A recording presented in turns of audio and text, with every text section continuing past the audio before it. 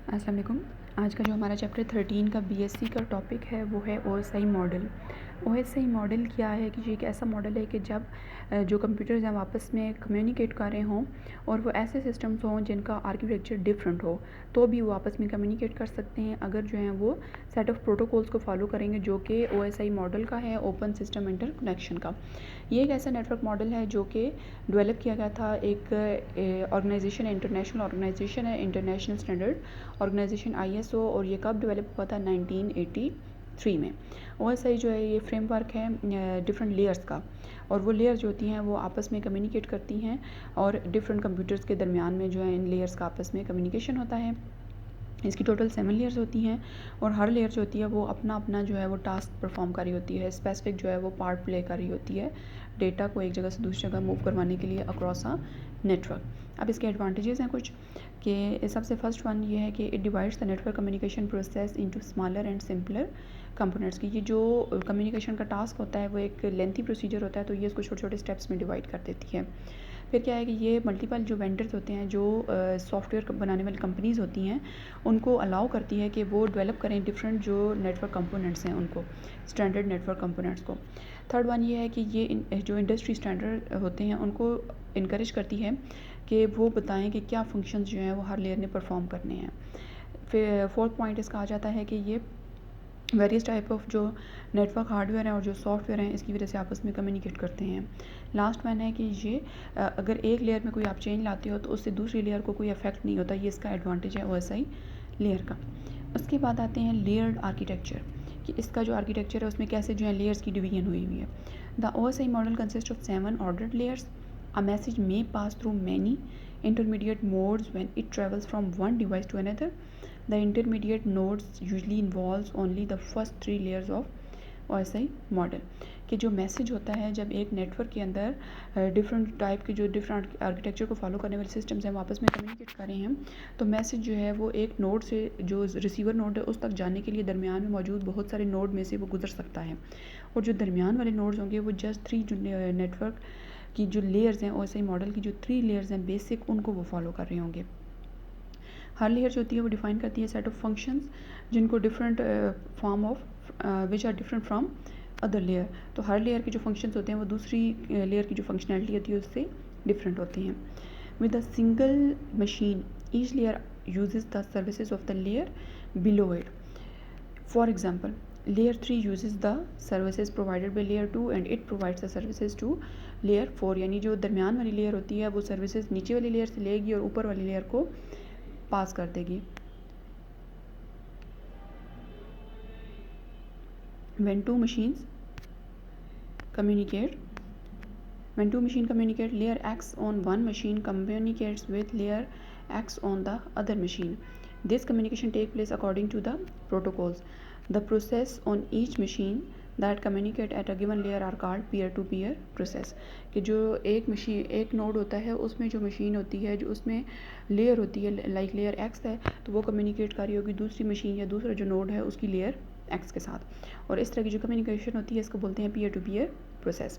अब इसकी जो 7 लेयर्स हैं अगर उनको हम बॉटम टू टॉप पढ़ें तो first one is physical layer, second one is data link layer, third one is network layer, fourth one is transport layer, fifth one is session layer, six one is presentation layer and the last one is application layer.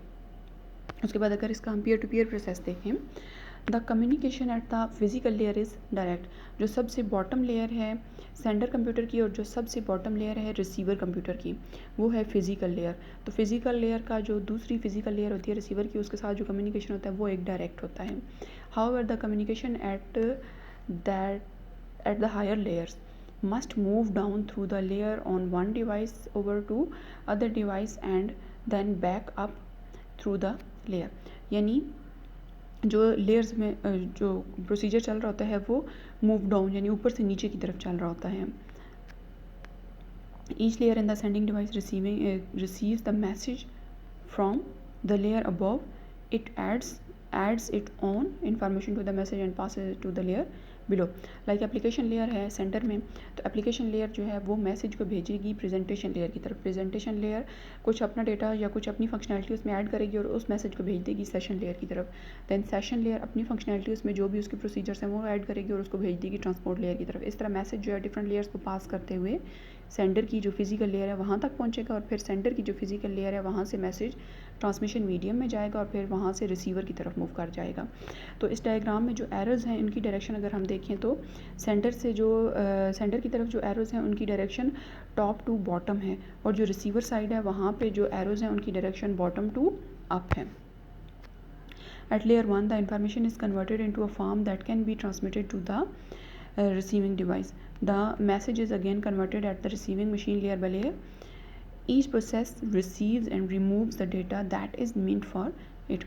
अब क्या होगा कि जो last पे physical layer है उसमें जो data होगा वो किसी और फॉर्म में होगा, लेकिन जब वो तार में से पास करेगा, जब वो ट्रांसमिशन मीडियम को फिजिकल मीडियम को पास करेगी तो वो कन्वर्ट हो जाएगा उस मीडियम के प्रोसीजर के अकॉर्डिंग। और जब वही मैसेज जो है वो रिसीवर की फिजिकल लेयर की तरफ जाएगा तो वो मैसेज कन्वर्ट हो जाएगा as according to its procedure. So ये जो है top to bottom and bottom to up जो है वो एक स्ट्रक्चर है। उसके बाद आती है first layer of OSI model. The function of each layer from bottom to top is as follow. Bottom to top अगर हम देखेंगे तो सबसे जो बॉटम पे थी वो फिजिकल लेयर थी।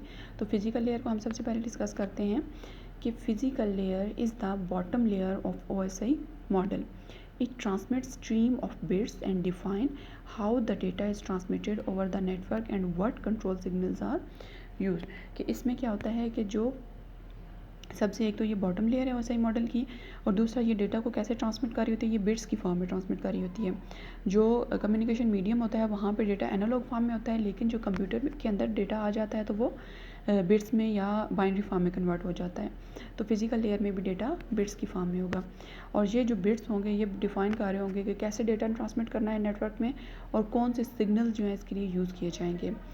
Its main function is to control how a stream of bits is sent and received over the physical medium। के कैसे एक इसका जो मेन प्रोसीजर होता है ना फिजिकल लेयर का, कि कैसे एक स्ट्रीम ऑफ बिट्स को सेंड करना है और कैसे इसने कैसे रिसीव करना है। अब सेंड वाला जो टास्क होगा वो सेंडर वाली जो फिजिकल लेयर होगी उसने देखना है और रिसीवर वाला जो टास्क है वो रिसीवर की जो फिजिकल लेयर है वो देखेगी। The common protocol used at this level are IEEE 802, IEEE 802.2 and FDDI। ये कॉमन प्रोटोकॉल्स हैं जो इस लेयर पे फॉलो किए जाते हैं।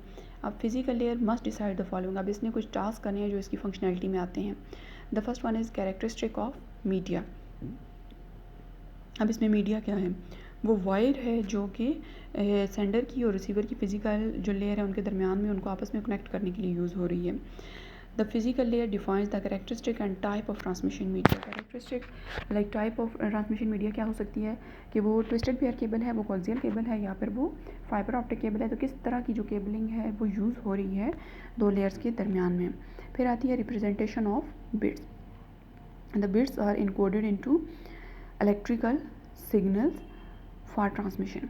The physical layer defines the type of encoding. जो बिट्स होते हैं उनको इनकोड किया जाता है, यानी उनको हाइड करके एक फॉर्मेट में कन्वर्ट कर दिया जाता है जो कि सेंडर की तरफ से इशू किया जाता है। और फिर ये the physical layer defines the type of encoding. तो फिजिकल लेयर ये डिफाइन करती है कि किस टाइप का जो मेथड है, किस टाइप का फॉर्मेट है वो फॉलो किया गया है। थर्ड पॉइंट आता है data rate. Physical layer defines the number of bits that will be sent in each second. कि कितने बिट्स को जो है वो हर सेकंड में डिलीवर किया जा रहा है फ्रॉम सेंडर टू रिसीवर, यानी सेंडर का जो ट्रांसमिटिंग रेट है वो क्या है। फिर आती है synchronization. The clocks of sender and receiver are also synchronized. कि जो सेंडर का डेटा सेंड करने की स्पीड है और जो रिसीवर का डेटा सेंड करने की डेटा रिसीव करने की स्पीड है या कैपेसिटी है वो मस्ट मैच करनी चाहिए, ताकि जो डेटा है वो सेंडर की तरफ से इतना ना सेंड किया जाए कि रिसीवर पे जाके वो डेटा लॉस्ट होना शुरू हो जाए। लाइक अगर एक सेंडर है और उसकी जो सेंडिंग स्पीड है वो 100 मेगाबिट्स पर सेकंड है और जो रिसीवर है उसकी जो रिसीविंग स्पीड है वो 10 मेगाबिट्स पर सेकंड है, तो इसमें फिर कंट्रोल किया जाए इस चीज़ को ताकि जो है वो डेटा लॉस ना हो। नेक्स्ट आता है line configuration. The physical layer defines the attachment of communication devices with medium. की कितने जो हैं वो डिवाइसेस जो हैं वो उस मीडियम के साथ कनेक्टेड हैं, तो और कौन सा जो है वो करंटली एक्टिव है, तो उस चीज़ को जो है कंट्रोल करना। लास्ट वन आता है transmission mode. The physical layer defines the direction of transmission between two devices. क्या वो सिंप्लेक्स है, वो हाफ डुप्लेक्स है और वो फुल डुप्लेक्स है। तो डिफरेंट जो है ट्रांसमिशन मोड्स होते हैं डेटा की डायरेक्शन के हिसाब से। सिंप्लेक्स में क्या होता है कि डेटा जो होता है वो सेंडर टू रिसीवर मूव कर रहा होता है, यानी जस्ट एक डायरेक्शन में। हाफ डुप्लेक्स मोड में क्या होता है कि डेटा सेंडर टू रिसीवर भी जा रहा है और डेटा रिसीवर टू सेंडर भी आ रहा है, दोनों डायरेक्शन में मूव कर रहा है but not at the same time. और लास्ट आता है full duplex mode. Full duplex mode में क्या होता है कि डेटा सेंडर टू रिसीवर भी जा रहा होता है, रिसीवर टू सेंडर भी आ रहा होता है एट द सेम टाइम। अगर हम सिंप्लेक्स मोड को देखें तो इसकी एग्जांपल इस तरह होती है कि एक ऐसा रोड है जिसमें गाड़ियाँ जो हैं वो सिर्फ एक डायरेक्शन में मूव कर सकती हैं। फिर अगर हम देखें हाफ डुप्लेक्स को, तो हाफ डुप्लेक्स में एक ऐसा रोड है जिसमें गाड़ियाँ दोनों डायरेक्शन में मूव कर सकती हैं but not at the same time, यानी उस रोड की इतनी विड्थ नहीं है। और third one full duplex mode में एक बड़ा रोड है जिसमें 2 लेन्स बनी हुई हैं, एक इनकमिंग गाड़ियों के लिए और एक आउट गोइंग गाड़ियों के लिए। तो एट द सेम टाइम जो है गाड़ियाँ दोनों डायरेक्शन में मूव कर सकती हैं। सो यहाँ पे जो हमारा लेक्चर है with first layer of OSI model and होता है। इंशाल्लाह नेक्स्ट लेक्चर में हम अगले इसके टॉपिक्स हैं उनको कवर करेंगे। अल्लाह हाफ़िज़।